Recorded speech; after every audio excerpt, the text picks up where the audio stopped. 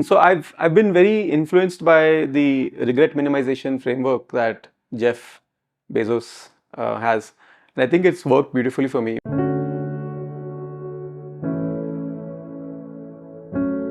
I'm actually a very, I would say, simple middle class guy. I grew up in different parts of India. My dad was in the bank. My mom was a homemaker. We are three kids, so family of five. I largely spent most of my childhood in Mumbai. Grew up, did my schooling there, and then came back to Mangalore, and then eventually did my engineering from MIT.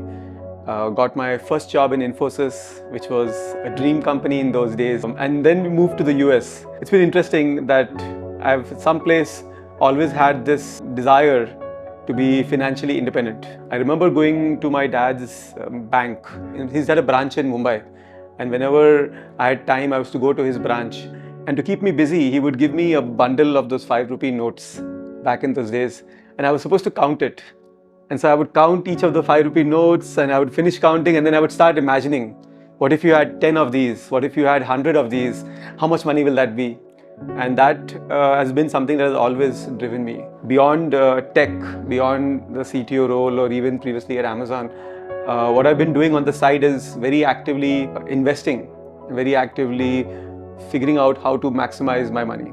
I think a few things, I mean, not specific incidents, but I would say definitely people. I would say my dad for his work ethic, and that work ethic always stuck with me. I think it began with Infosys. Back in the day, I was a consultant with Infosys in the US, and I was on the tech side. So we were building software, and I've always been fascinated by the problem statement more than the solution. For me, tech is only a tool, right? It could also be that sometimes the answer is not to deploy tech. The answer is to do something in a very simple, human-centric manner. I eventually even did my MBA when I was in the US, and I thought initially that I would go on to do something different. But after doing my MBA, I realized that actually the combination of business understanding, which my MBA gave me, with tech, which was my passion, is the sweet spot I love to operate in. So I think at some point it was also my natural curiosity that I felt drove me towards new domains like business. Yeah, coming back to India was a very impulsive decision, to be honest. So I was in the US, and I was the tech director for Amazon India. So every 3 months I would go to India, meet the team there. My boss, who was running Amazon India, was also in India. Just the pace at which India was growing and the energy was so visible. And because I was coming in 3-month blocks, you could see very clear step improvements, right? And then one day when I had come to India for one of my quarterly trips, I was meeting my manager, and my manager was saying that, hey, things are moving so fast here. I need a local leader for tech. I just need somebody who can be here because we need to solve these big, massive customer problems.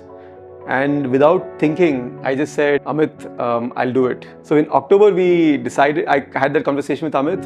In December, we were here, we had packed our stuff, and we showed up. To be honest, if you overthink it, you probably never make that decision because there's always something in the US that can hold you back. For me, I think that impulsive decision was the thing that allowed us to take that leap forward. And so I've been very influenced by the regret minimization framework that Jeff Bezos has. And I think it's worked beautifully for me because there have always been instances where you feel, is there something that you should be doing? And most cases, inertia will keep us in a place where we are. In the case of Swiggy, it was the Swiggy user experience. When we moved to India, we were still with Amazon then, but our kids were used to US food, pastas and pizza. And so when we moved to India, we were looking for food options. And then somebody said, there is this app called Swiggy, why don't you try it? And so we installed the app, and it was a magic, right? And we would get our food, all kinds of food that they wanted delivered to home. So for me, when somebody said Swiggy is looking, I almost felt like, okay, here is a moment in time where this is a company that obviously is a very strong customer-focused company. And from whatever I see, the customer demand will only go up. So it's exactly that. I said, hey, Amazon, I can do it, but I'm sure I will sit back and say, what if I had done Swiggy? And that forced me to make that move. I initially said no, and then 6 months later I joined. So I think for me, that ability to take a step back and say, what if you are looking back at your life? Will this be something that you will feel that you missed? That I think is really powerful. There's a second framework I've used, which is also something I learned from one of my managers back in the US when I was with Amazon.com. And he made this line, which I think I've repeated maybe 100 times now. Focus on accomplishments, titles will follow.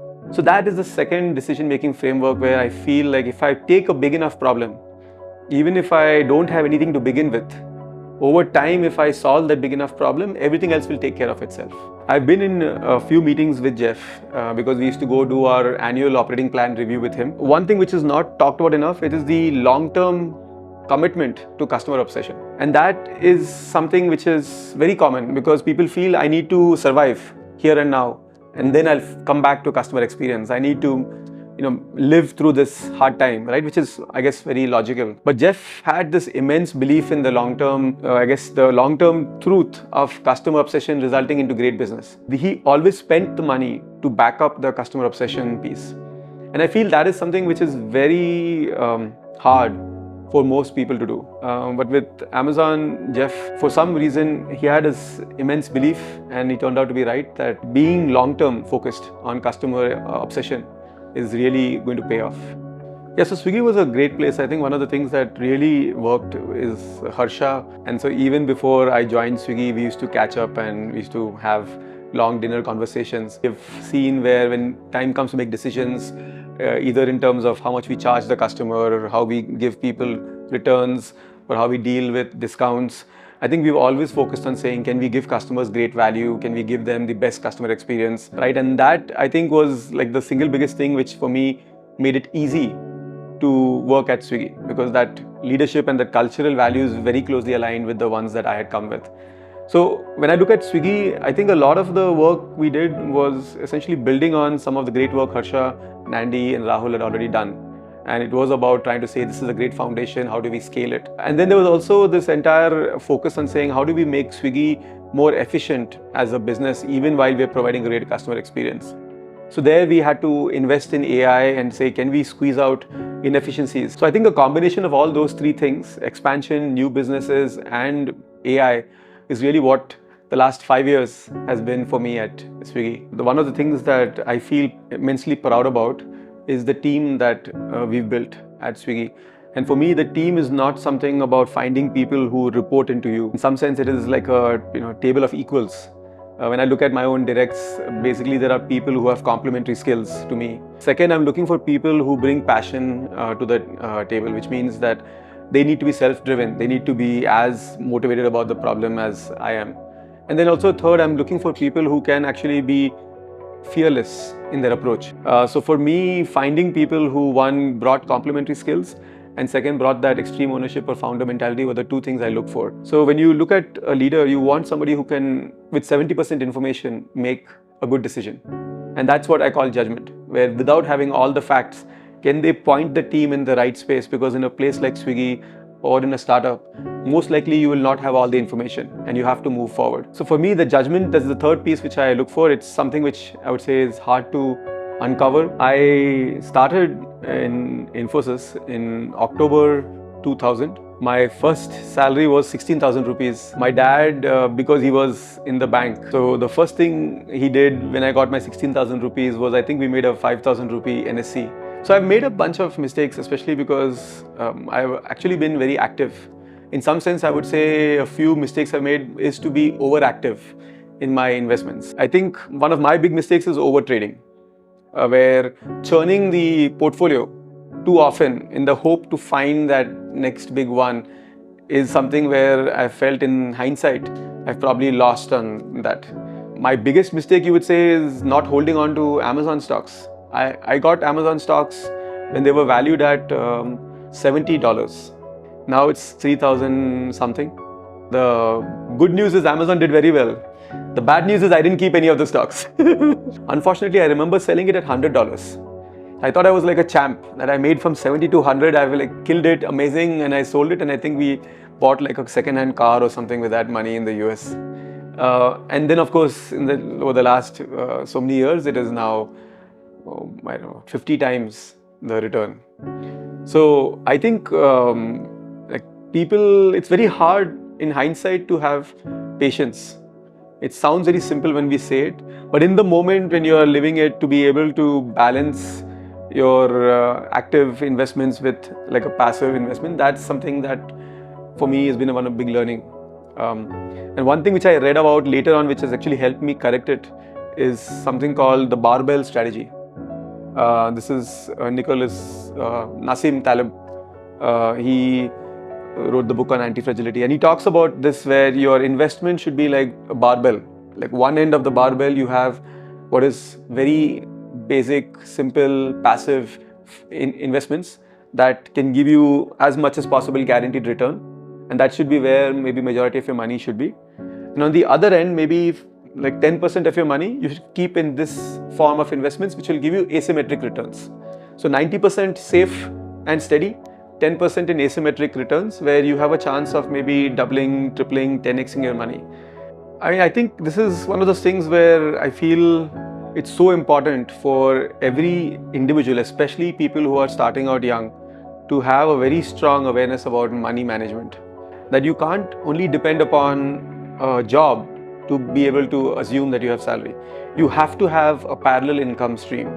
And so for me, I think something like stable money is all about that. It's about saying, if you are making good money in your salary, you should try to take some of that money and try to create something that is working for you. Because while you are working so hard for your money, it's also time for the money to work hard for you. And I just believe that India is in a place where it's such a young country. 50% of our population is less than 28. The next 10 years, I believe, are going to be India's time in terms of growth, economic prosperity. So this population will become even more wealthy. But I feel it's super important for this entire generation to make sure that they are keeping some of their money aside, so that in the future, if there is ever a downturn, if there is ever a maybe a tough period, they'll have enough income to be able to go through it. So something like stable money from a thesis perspective is something which attracted me.